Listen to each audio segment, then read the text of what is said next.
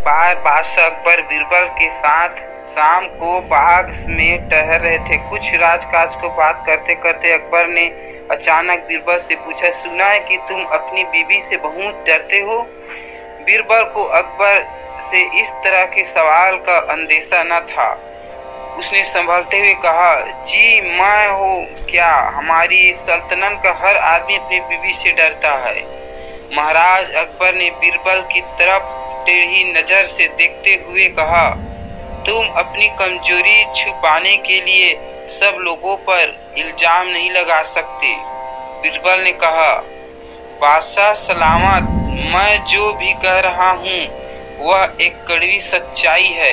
कोई मुंह से बोले या ना बोले, लेकिन हर इंसान अपनी बीवी से डरता जरूर है। अकबर ने कहा, क्या तुम यह साबित कर सकते हो? बीरबल ने झट से हामी भर दी। अपनी आदत के अनुसार महाराज अकबर ने यह हुक्म भी दे डाला कि तुम अगर 7 दिन में यह साबित नहीं कर पाए तो तुम्हारा सिर कलम कर दिया जाएगा। बीरबल ने चुनौती को स्वीकार करते हुए शहर के सभी पुरुषों की एक जनसभा बुलाने का आदेश जारी करवा दिया। एक निश्चित तिथि को जब शहर के सब मर्द वहां आ पहुंचे तो अकबर ने बीरबल को उसका वादा याद करवाया। बीरबल ने भी पूरे विश्वास के साथ अपना काम शुरू कर दिया। बीरबल ने एक एक कर सभी से पूछना शुरू किया कि क्या ये अपनी बीवी से डरते हैं। अधिकतर लोगों ने कबूल कर लिया कि ये किसी न किसी कारणवश अपनी अपनी बीवी से डरते हैं।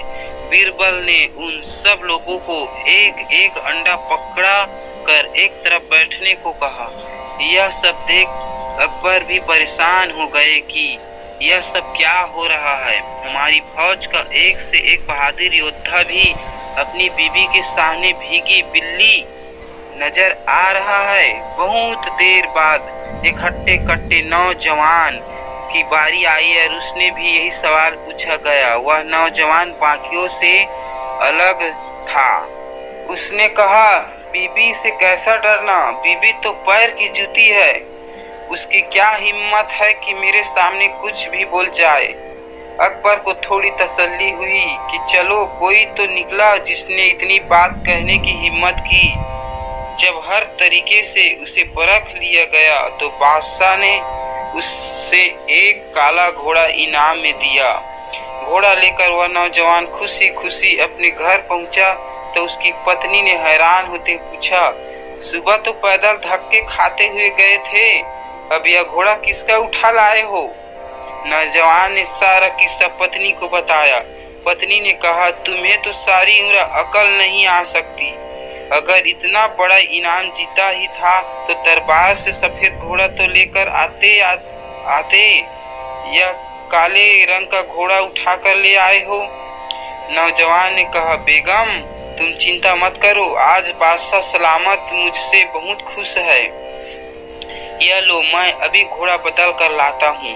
कुछ देर बाद ही वह काला घोड़ा लेकर वापस दरबार में पहुंचा और बीरबल से प्रार्थना करने लगा, मेरी बीवी को यह काला घोड़ा पसंद नहीं है, आप कृपा मुझे सफेद घोड़ा दे दे।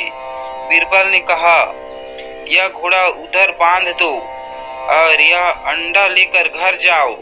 बादशाह ने पूछा कि आखिर माजरा क्या है। बीरबल ने कहा कि यह नौजवान पहले तो कह रहा था कि अपनी बीवी से नहीं डरता, लेकिन जब बीवी ने काले घोड़े की जगह सफेद घोड़ा लाने को कहा तो वह उसको ना नहीं कर सका।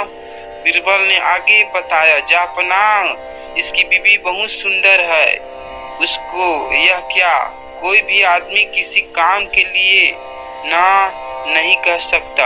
अकबर ने बीरबल से कहा, अच्छा अगर ऐसी बात है तो हम भी ऐसी खूबसूरत औरत को देखना चाहेंगे, तुम किसी तरह से यह इंतजाम करवाओ।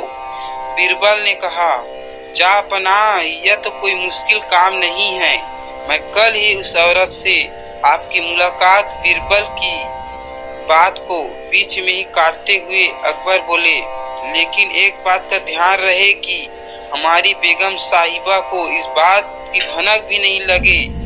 बीरबल ने मुस्कुराते हुए कहा, जापना, अब आप अकेले ही बचे थे। अब आप भी यह अंडा पकड़े। बादशाह अकबर के पास अब छिपने के अलावा कोई चारा नहीं था। वह मान गए कि हर मर्द अपनी बीवी से डरता है।